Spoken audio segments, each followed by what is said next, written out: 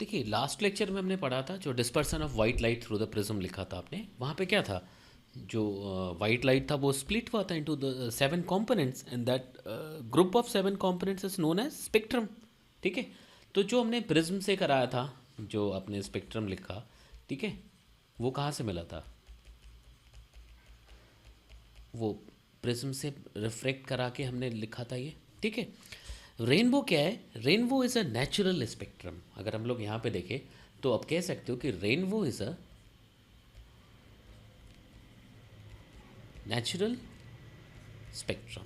ठीक है, अब देखो रेनबो नेचुरल स्पेक्ट्रम है, बट फॉर्मेशन क्यों होता है ये समझना है हमें। ठीक है, तो इसमें देखते हैं हम लोग कि होता क्या है ना। आप ऐसा कह सकते हो रेनबो जो है, rainbow is always formed in a direction opposite to that of the sun. ठीक है, and the water droplets act like small prism. देखो बारिश के बाद जो मॉइस्चर होंगे है ना, जो वाटर ड्रॉपलेट्स होगा, जो टाइनी पार्टिकल्स, जो ड्रॉपलेट्स होंगे, वाटर ड्रॉपलेट्स, लाइक हम लोग उसको ऐसा समझते हैं है ना। देखिए एक ये हमारे पास मान लो ये वाटर ड्रॉपलेट है। ठीक है, अब इस वाटर ड्रॉपलेट में क्या होगा कि जो सनलाइट है ना, देखना, मान लो ये सनलाइट है। ठीक है, जब ये सनलाइट यहाँ तक पहुँच रहा है, अब इस जो टाइनी जो ड्रॉपलेट है, वाटर ड्रॉपलेट, अब ये क्या करेगा देखिएगा, ये यहाँ से इसको रिफ्रैक्ट कराएगा।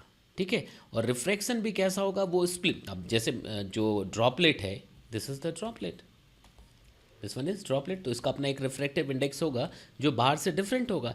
तो यहाँ पे अब ये लाइट, जो वाइट लाइट है, जो सन से पहुँच रहा है यहाँ तक, ठीक है, जो सन से मिल रहा है, वो क्या होगा, डिस्पर्स हो जाएगा। डिस्पर्स कैसा होगा, तो देखो जैसा हमने बताया था, रेड लाइट जो होगा वो सबसे कम डेविएशन वाले उस पर रहेगा। ठीक है, और जो वायलेट है वो सबसे ज़्यादा, लिख सकते हैं, यहाँ तक समझ आ रहा है। अब देखो सबसे पहले क्या हुआ, डिस्पर्सन, ये जो प्रोसेस है, बीच में येलो आएगा, फिर आप लिख सकते हैं ना ये, कि ये यहाँ पे ये सारे कलर्स आप दिखा सकते हैं ना, कि येलो, ये फिर ग्रीन, ठीक है, देन फिर ब्लू, लिख सकते हैं ना, ये इंडिगो, फिर ऊपर एक ऑरेंज, ऐसा लिख सकते हैं।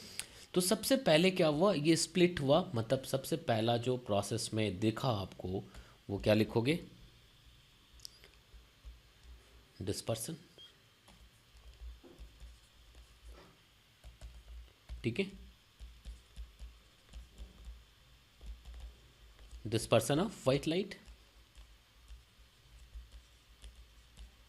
अब ये डिस्पर्सन कहाँ से हुआ, जो ड्रॉपलेट, जो टाइनी ड्रॉपलेट था, ठीक है, ये यहाँ पे एक प्रिज्म जैसा भी रोल प्ले कर रहा था। ठीक है, तो सबसे पहला इस प्रोसेस में क्या हुआ, डिस्पर्सन। डिस्पर्सन ने क्या किया, इस वाइट लाइट को डिस्पर्स कर दिया इनटू द 7 कंपोनेंट्स। अब ये फिर से सरफेस है, अब देखिएगा ये जो हमने लिखा हुआ है ड्रॉपलेट, ये क्या है, एक सरफेस है ना, देखना ये सरफेस है, सरफेस है, ये क्या कर रहा है, रिफ्रैक्टिव इंडेक्स यहाँ का डिफरेंट है, ये म्यू 2 लिख सकते हो, और बाहर क्या है, डिफरेंट है।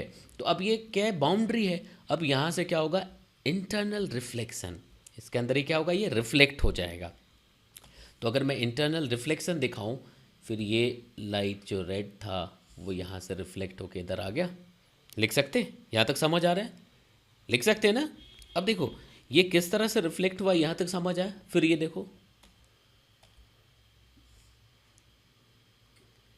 ये इस तरह से रिफ्लेक्ट होगा, लिख सकते, यहाँ तक समझ आया। अब देखो जब ये सभी रिफ्लेक्ट हुआ, तो आप प्रोसेस में क्या दिखाओगे, फर्स्ट डिस्पर्सन था, सेकंड क्या हो गया, सेकंड में आया इंटरनल रिफ्लेक्शन, नहीं, सेकंड में क्या आ गया, इंटरनल रिफ्लेक्शन, ये सभी रेज इंटरनली रिफ्लेक्ट हो गया। ठीक है, देन अब क्या होगा, यहाँ तक समझ आ रहा है, पहले स्प्लिटिंग, डिस्पर्सन, ये क्यों लिखा हमने, समझ आ गया। सेकंड इंटरनल रिफ्लेक्शन, लिख सकते। थर्ड में क्या होगा, फाइनली ये फिर से रिफ्रैक्ट होगा। देखो ये फाइनली क्या हो जाएगा, रिफ्रैक्ट होगा। ये लिख सकते, देखिएगा रिफ्रैक्ट हो गया। अब फाइनली रिफ्रैक्ट होकर के ये कहाँ पहुँचता है, आपके आइज़ तक पहुँचता, और अब ये आप स्पेक्ट्रम, एक ब्यूटीफुल फेनोमेना जो नेचर का है वो आप ऑब्जर्व कर पाते हैं। ठीक है, ये ऐसा लिख सकते, समझ आ रहा है, मेरे ख्याल से समझ आ रहा होगा, ये लिख सकते हैं ना। तो देखो सबसे पहले क्या आ गया, मैं फिर से एक बार समझाऊं। सबसे पहला जो चीज़ था वो क्या आ गया, डिस्पर्सन। ठीक है, फिर क्या हुआ, रिफ्लेक्शन, जो इंटरनली हुआ, लिख सकते हैं ना।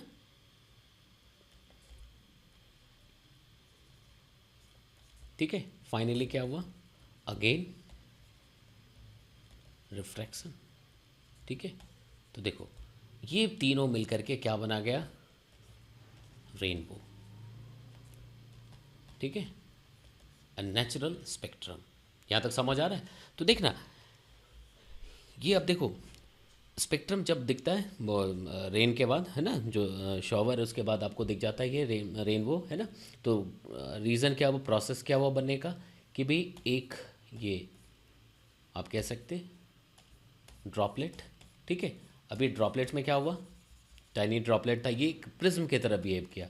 ठीक है, इसमें क्या हुआ, वाइट लाइट आया, सनलाइट, वो क्या हुआ, डिस्पर्स हुआ। डिस्पर्सन मतलब प्रिज्म की तरह बिहेव किया इसने, तो ये देन फिर इंटरनल तौर पे यहाँ पे रिफ्लेक्ट हो गया ये, फिर ये फाइनली रिफ्लेक्ट हुआ और यहाँ पे आपके पास ये पहुँच गया।